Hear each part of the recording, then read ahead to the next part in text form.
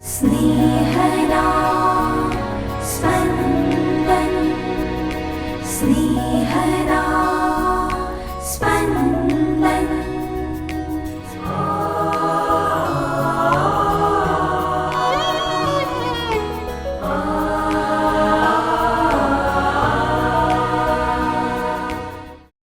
સામાન્ય કાળના 5મા અઠવાડિયાનો સોમવાર ધર્મસભા આજે સંત આગાથાનું પર્વ ઉજવે છે. શ્રદ્ધા સાથે આપણી અરજો અને વિનંતીઓ પ્રભુના ચરણે અર્પણ કરીએ. સાંભળીએ સંત માર્ગકૃત શુભ સંદેશના 6ઠ્ઠા અધ્યાયના વચનો 53-56. આમ સરોવર ઓળંગીને તેઓ ગન્નેસરેતના પ્રદેશમાં આવી પહોંચ્યા અને ત્યાં હોડી લાંગરી. તેઓ હોડીમાંથી બહાર આવ્યા કે તરત જ લોકોએ ઈસુને ઓળખી કાઢ્યા અને તેઓ ઉતાવળા આખા પ્રદેશમાં ફરી વળ્યા અને માંદા માણસોને ડોળીઓમાં ઘાલીને જ્યાં જ્યાં ઈસુ છે એવી ખબર મળતી ત્યાં લઈ જવા લાગ્યા. ઈસુ જ્યાં જતા, ગામમાં કે શહેરમાં કે મુવાડામાં, ત્યાં લોકો માંદા માણસોને ચૌટામાં મૂકીને વિનંતી કરતા કે ફક્ત આપના વસ્ત્રની કોરને અડવા દો, અને જેટલા અડ્યા તે બધા સાજા થઈ ગયા.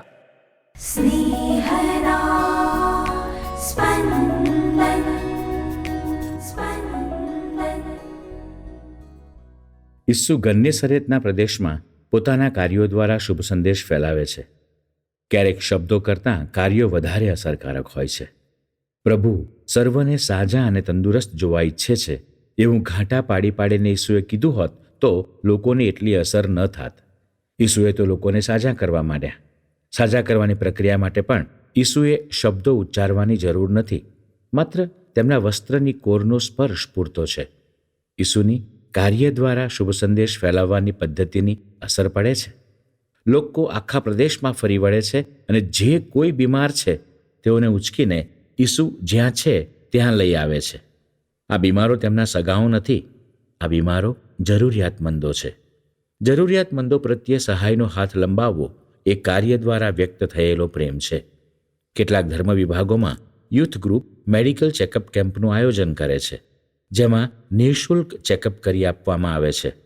રક્તદાન શિબિર રાખવામાં આવે છે, જેમાં સવિશેષે યુવાનોને રક્તદાન માટે પ્રોત્સાહન આપવામાં આવે છે. વિન્સેન્ટ ધ પોલ સોસાયટી જરૂરિયાતમંદો માટે ખાદ્ય સામગ્રી તેમજ અન્ય સામગ્રી એકઠી કરે છે. આ સોસાયટીમાં ભક્તો ઉદારતાથી પોતાનું યોગદાન કરે છે. કાર્યો દ્વારા શુભ સંદેશ ફેલાવવો ખૂબ અસરકારક છે.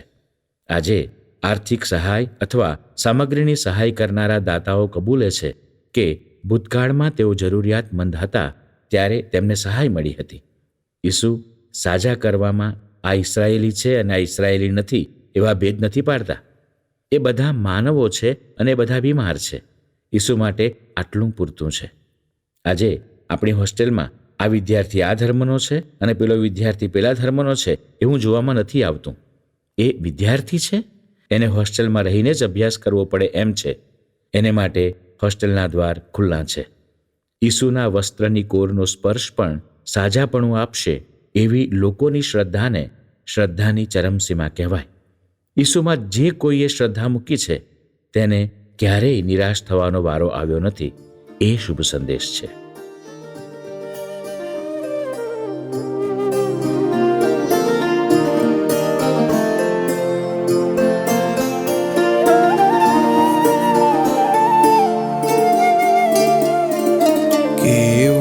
तुझने झंखू छू हूँ, केवल तुझने झंखू छू हूँ, हे मुझवाला नाथ. केवल तुझने झंखू छू हूँ, हे मुझवाला नाथ. छिपावी दे मम जीवननी अनंत केरी प्यास. हे मारा भगवान, हे मारा भगवान, हे मारा भगवान, हे मारा भगवान. केवल तुझने झंखू छू हूँ, हे मुझवा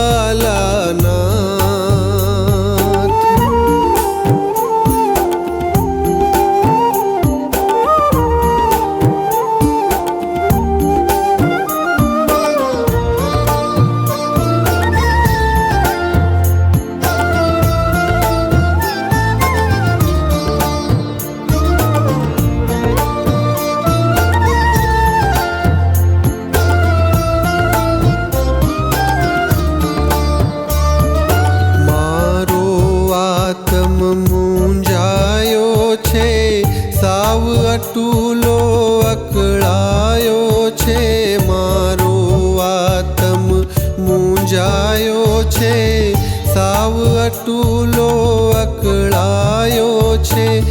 જીવન કેરી દિશા ખોલી, જીવન કેરી દિશા ખોલી.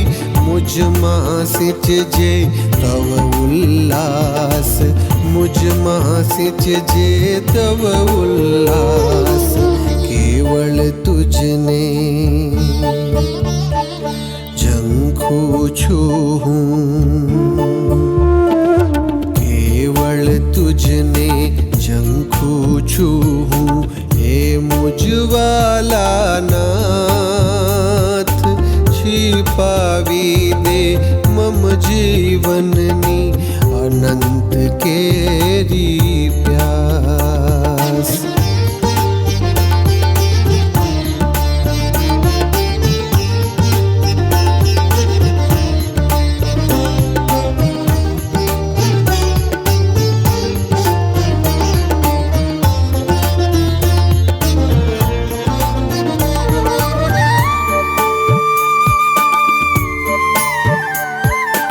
સાચો સાથી કોઈ ન થાતો, કોઈ ન મળતો સાચો નાતો. સાચો સાથી કોઈ ન થાતો, કોઈ ન મળતો સાચો નાતો. પ્રિયતમ સાથી બનીને મુજનો, પ્રિયતમ સાથી બનીને મુજનો. સદાય રહેજે મારી સાથ, સદાય રહેજે મારી સાથ. કેવળ તુજને ઝંખું છું હું, કેવળ તુજને ઝંખું છું હું. હે મુજવાલા નાથ, छिपावी दे मम जीवननी अनंत केरी प्यास.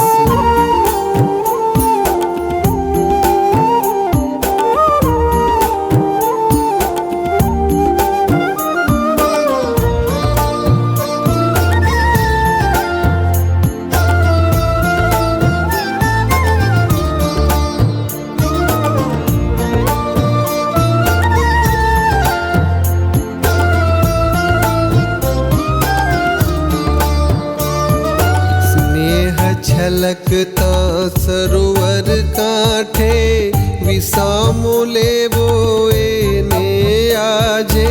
સ્નેહ છલકતા સરોવર કાંઠે વિસામો લેવો એને આજે.